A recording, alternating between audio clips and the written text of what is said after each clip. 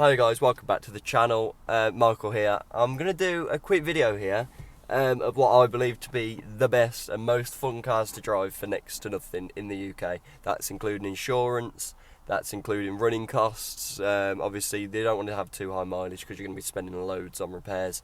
But yeah, it's not really a list of first cars you're going to get, because fun first cars, you're not going to get much power at all. They're probably second cars, third cars sort of area with a year or two and no claims discount, but still fun, cheap, reliable cars to just have ready to mess around with in your mates. So yeah, enjoy the video. Make sure to like, subscribe and drop a comment of what you think could have been in the list, shouldn't have been in the list. Any vehicles that you personally prefer, what order you would put these vehicles in, because these aren't really in any specific order.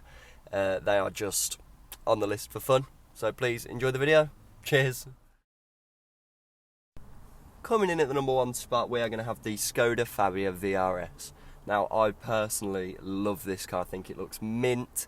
On the inside, it is a very, very clean car. Outside, you get them stunning alloys. You get the twin exhaust.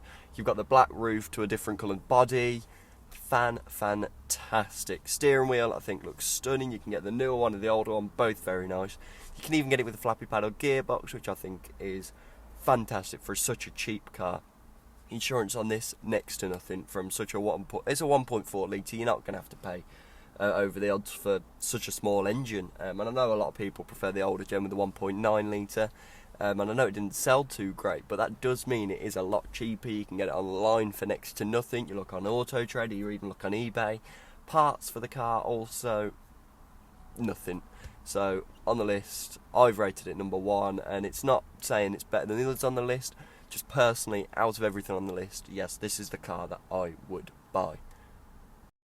Second up on the list, we have the Mini Cooper S. And now this car is also just stunning.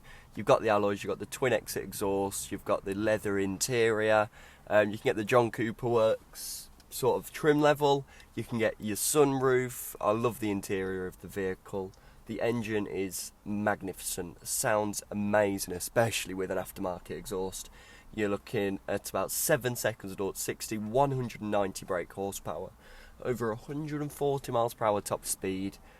And for such a cheap and reliable car, it's fantastic. Now, parts of the vehicle, not massively cheap as it is in partnership with BMW, so there is a slight issue there putting it second on the list, not one of my favourites, but I still think it is a stunning, stunning vehicle. In the number 3 spot, I have put the Ford Fiesta Zetec S. Now, I do like the car, don't get me wrong, but out of every car on the list, it is one of my least favourites. I think it's not the fastest. I mean, it's got 124 brake horsepower, which isn't bad, but when you're looking at the Fabia for less money, you're looking at 180 brake horsepower. The Cooper S, you're looking at 190 brake horsepower. It is a little lacklustre, but it has sold millions, and with that you've got cheap as anything parts, cheap as anything to run. It's reliable as anything, as it's a Ford. It is a fantastic car in that sense, just not the most fun and not the most exciting car. Insurance isn't bad on it, but I feel like it's not really a head-turner. If that drives past, it doesn't sound amazing stock. It doesn't sound bad, but that drives past, I don't think anyone's really going to turn their heads. Coming in at the number 4 spot, we have the Mazda MX5. And now this is a fantastic car. I know it's got the stipulation of being a bit of a hairdresser's car, but I don't know anyone that really doesn't like it in some way.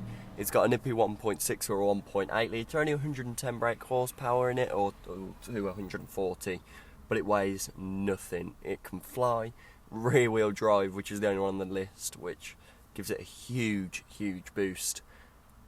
It is just an amazing little car. If you can get a Mark 1 for cheap, you're winning there. You've got your pop-up headlights, which are just beautiful.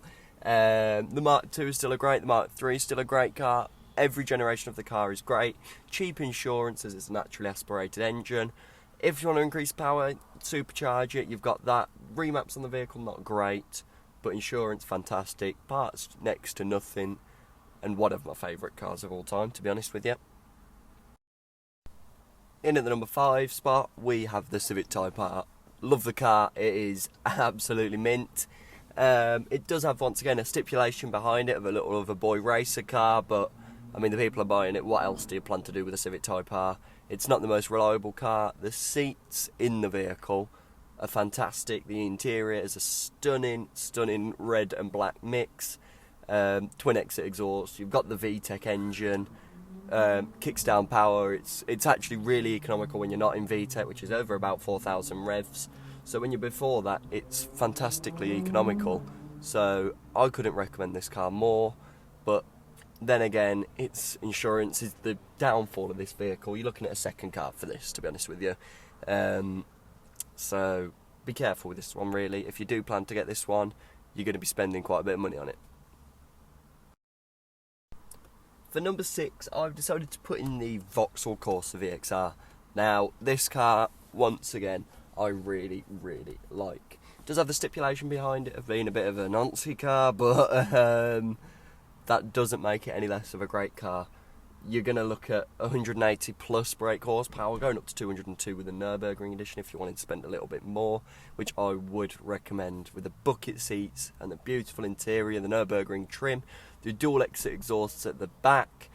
Stunning car. You can get it in the white, the blue, the orange. I prefer the orange, but the white and the blue as well look fantastic. There are obviously more colours, but they're the ones that I usually pick the most. Insurance on this car, as it is a Corsa, it's not actually too bad. You're looking more at a second car than a first car for this, but nonetheless, a stunning vehicle.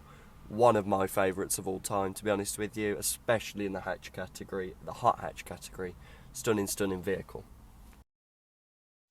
Finally on the list, but definitely not last, we have the stunning Golf GTI. This car says everything for itself, with the beautiful wheels, the beautiful grille, beautiful rear end, dual exhaust, fantastic leather interior. You've got the GTI steering wheel. It's a fast car, it's a practical car, it's usually rated the best hot hatch. I couldn't floor the car. Insurance on the car, once again, it's a second car, not a first car, unless you're looking to pay more on the insurance.